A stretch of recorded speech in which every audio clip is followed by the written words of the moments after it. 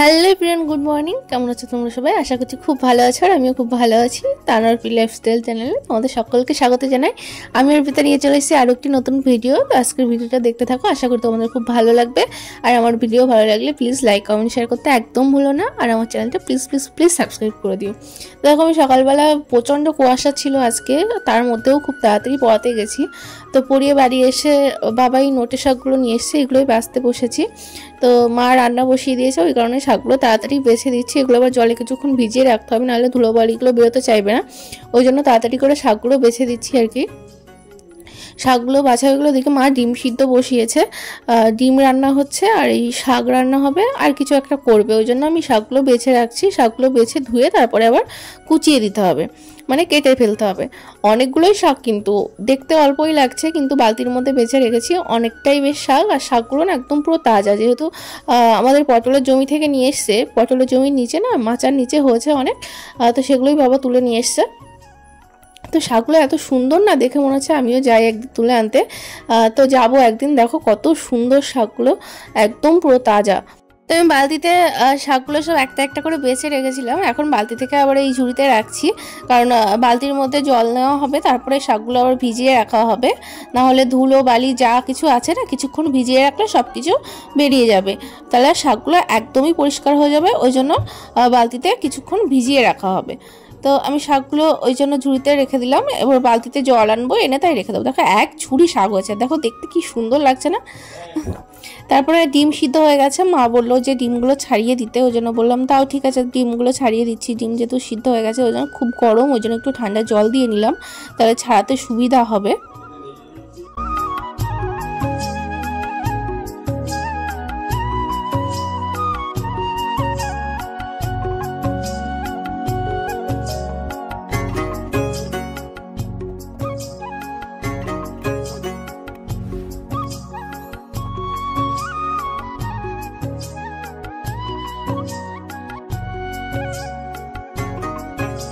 তো আমার ডিমগুলো প্রায় ছাড়ানো কমপ্লিট হয়ে গেছে। এখন এগুলো মার কাছে দিয়ে যাব। আমি একটু ওই ঘরের দিকে যাব, কারণ আমার অনেক কাজ বাকি আছে।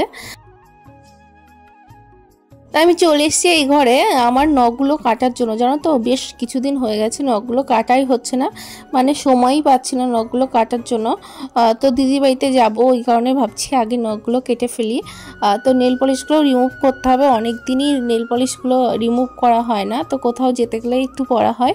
ওই জন্য আমি আগে নখগুলো কেটে ফেলছি।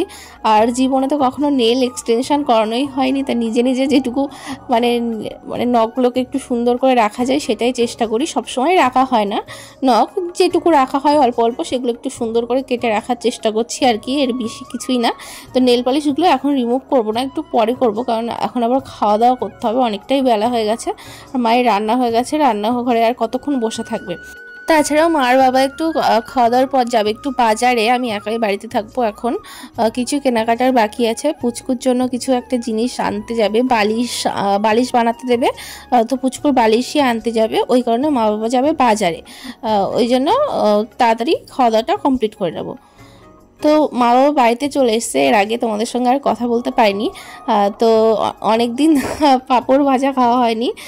তো মা বাবা বাজারে গেছিলো, তো সেখান থেকে পাঁপড় নিয়ে এসছে, জিলাপি নিয়ে এসছে।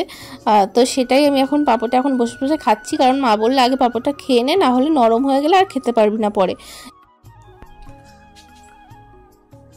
তো একবারে স্নান টান করে রেডি হয়ে তারপর তোমাদের সামনে চলে এলাম। এখন যাব একটু বাজারে। বাজারে যাব, একটু দরকার আছে, মানে কি আগের দিন যে মায়ের শাড়িটা সেলাই করতে দিয়েছিলাম, তো সেটাই আজকে নিয়ে আসতে হবে। কারণ কি বলতো, এই মঙ্গলবার দিন শাড়িটা দেওয়ার কথা ছিল, কিন্তু আমি আজ যাই কাল যাই করে যাওয়াই হচ্ছিল না, আর শরীরটাও একটু ভালো লাগছে না। তো এখন প্রচন্ড ঘুম পাচ্ছে স্নান করে খাওয়ার পরে।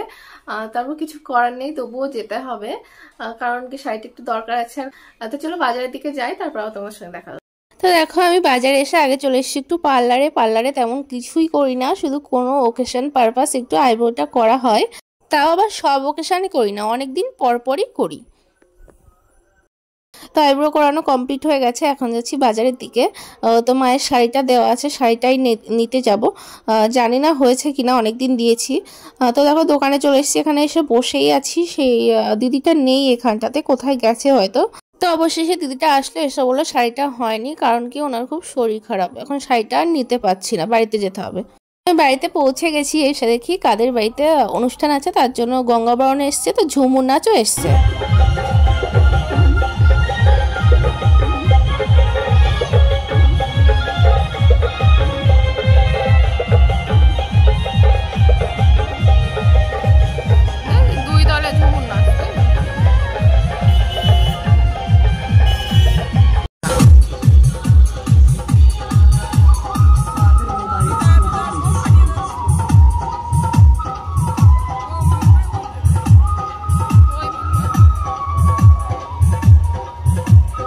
শরীরটা একটু ভালো লাগছিল না, ওই জন্য একটু শুয়ে রেস্ট নিচ্ছিলাম।